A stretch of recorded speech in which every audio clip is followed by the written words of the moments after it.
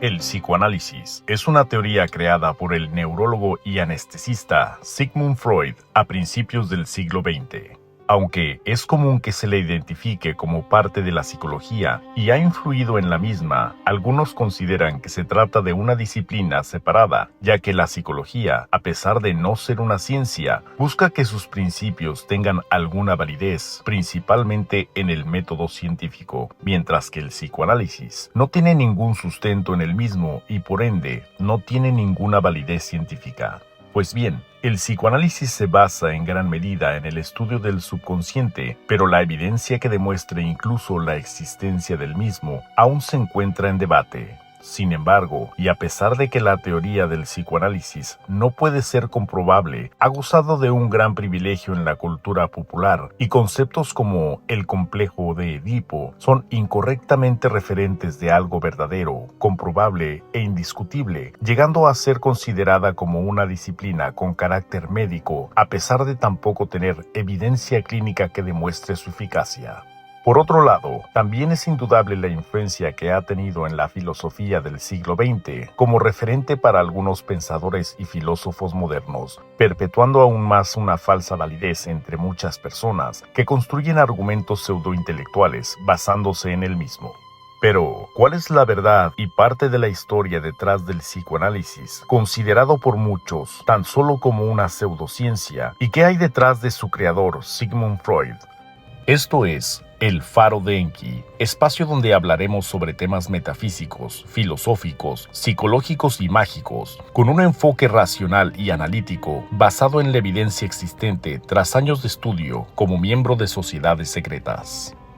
Sigmund Freud nace en una familia con ingresos modestos que valoraban mucho la educación como forma de sobresalir en la vida, por lo que el apoyar a su hijo para que estudiara en la Universidad de Viena se vuelve su mejor apuesta para lograr un mejor futuro y ascender en la escala social, siendo esta mentalidad algo que estará siempre presente en la vida de Freud, convirtiéndolo en un erudito que devoraba libros y teorías, siendo las obras clásicas sus favoritas y de las que posteriormente tomaría los nombres de algunos de sus conceptos. Freud, de acuerdo a testimonios de personas cercanas de la época, tenía un deseo constante de mantenerse presente en las discusiones de la época, tal como lo haría un influencer moderno, siendo conocido como una persona con un gran ego que sentía conocer las respuestas de todo y quien difícilmente aceptaba correcciones que no vinieran de él mismo. Freud vivió en una época donde la comunidad científica valoraba mucho la modernidad y los nuevos estudios, aunque estos no pudieran ser comprobados, lo que facilitaba que cualquier estudioso pudiera formular teorías sobre casi cualquier cosa, por más fantásticas que éstas fueran.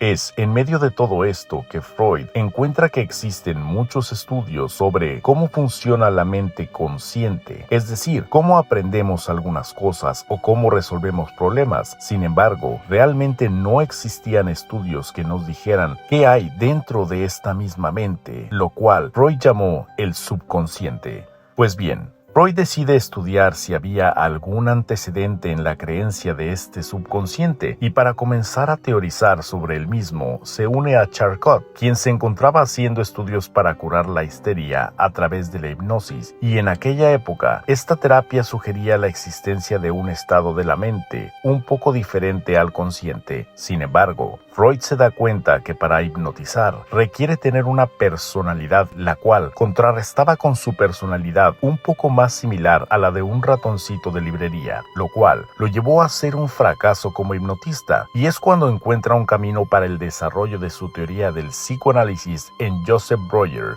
quien era un entusiasta de curar las afecciones mentales con la palabra, es decir, con el hecho de que las personas se sentían mejor después de hablar de sus problemas con alguien. Freud creía que así como el cuerpo tiene una energía para moverse, también la mente debería tener algún tipo de motor, y a esto le llama la pulsión. Él cree que a través de la asociación libre, que consiste en pedir a los pacientes que expresen verbalmente cualquier pensamiento, imagen o sentimiento que venga a su mente, sin censura ni filtro consciente, ayudará a revelar pensamientos reprimidos de este supuesto subconsciente. Asimismo, esto permitirá al terapeuta comprender mejor las raíces de los problemas psicológicos del paciente. Pues bien, con esta nueva teoría, Freud comenzó a tratar a diferentes personas y anotaba todo lo que según él iba aprendiendo e incluso lo relacionaba con su propia experiencia. Y fue así como en 1899 publicó su primera obra, La interpretación de los sueños, cuyo contenido cae más en la especulación y en la subjetividad de Freud más que en hechos científicos o reales.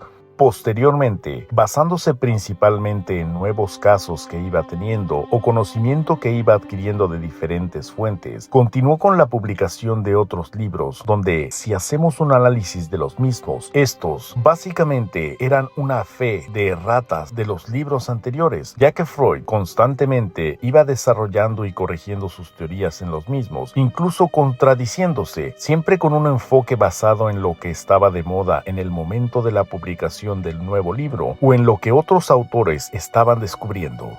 Algo que se critica mucho a Freud es que lejos de observar los hechos o nuevos descubrimientos para replantear su teoría, siempre intentaba que todo lo nuevo encajara en lo que él ya había dicho y solo le agregaba algo más, por lo que ante estos cambios en sus teorías que estaban en constante desarrollo, podríamos afirmar que realmente Freud nunca concluyó su obra y por ende el psicoanálisis nunca ha sido una teoría concluyente o probada. De hecho, en los casos en los que algún paciente ha demostrado algún tipo de mejoría, es más bien por la relación terapeuta-paciente y por contar con un entorno seguro para expresarse que por la teoría o los elementos del psicoanálisis. Al final, Freud deseaba mantener el monopolio del supuesto conocimiento sobre el subconsciente y el mercado de la salud mental, por lo que crea el Círculo de Viena, en el cual comienza a admitir a algunos entusiastas del psicoanálisis para que sean psicoanalizados, aprendan las supuestas técnicas y posteriormente, únicamente a través de ellos que estarían certificados como psicoanalistas, podrían certificar a otros más. Algo similar a un negocio de multinivel moderno, llegando incluso a pretender que el psicoanálisis fuera un método alterno de investigación al método científico, al no poder encontrar una reconciliación entre ambos. Entonces, si el psicoanálisis realmente no está basado en algo comprobable, ¿por qué ha sido tan popular? Existen muchas posibles respuestas, pero entre las más aceptadas es que, como dijimos, las ideas de Freud permearon a muchos filósofos posteriores y los conceptos del psicoanálisis han permanecido de moda entre estos autores que perpetúan una supuesta validez del mismo. Y por otro lado, es que no existe actualmente ningún otro estudio o teoría que trate de descubrir si existe algo dentro de la mente o cómo podría funcionar. Es importante que sepamos que a pesar de que Freud realmente era un intelectual muy estudioso de su época, su teoría del psicoanálisis, al no estar basada en algo que pueda ser medible, replicable o comprobable y ser completamente subjetiva al terapeuta, no puede ser referente para un discurso médico real o para evaluar la salud mental de las personas, ya que esta más bien caería en el terreno de una corriente filosófica, por lo que nunca debemos de tomar los conceptos del psicoanálisis como verdades absolutas e indiscutibles.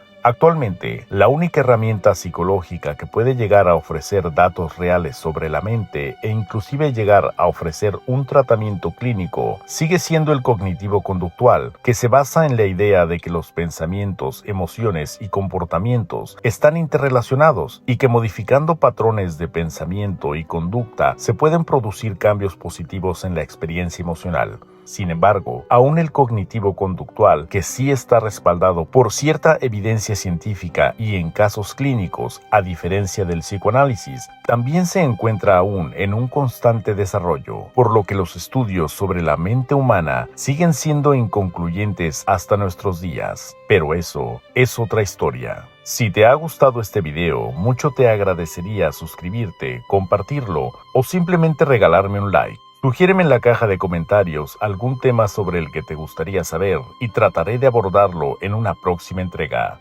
Esto es El Faro de Enki.